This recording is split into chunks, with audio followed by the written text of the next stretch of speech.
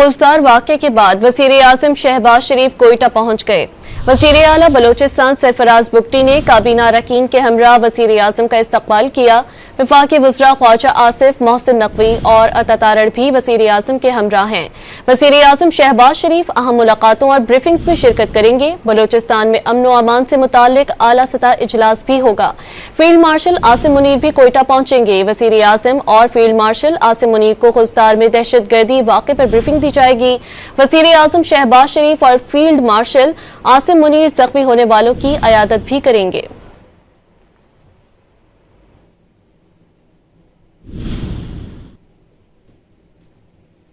खौफनाक वाक़े के बाद वज़ीर आज़म शहबाज शरीफ कोयटा पहुंच गए।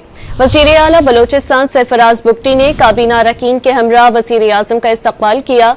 वफाकी वज़रा ख्वाजा आसिफ, मोहसिन नकवी और अता तारड़ भी वज़ीर आज़म के हमरा हैं।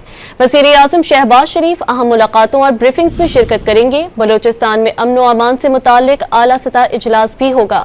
फील्ड मार्शल आसिम मुनीर भी कोयटा पहुंचेंगे। वज़ीर आज़म और फील्ड मार्शल आसिम मुनीर को खुजदार में दहशतगर्दी वाक़े पर ब्रीफिंग दी जाएगी।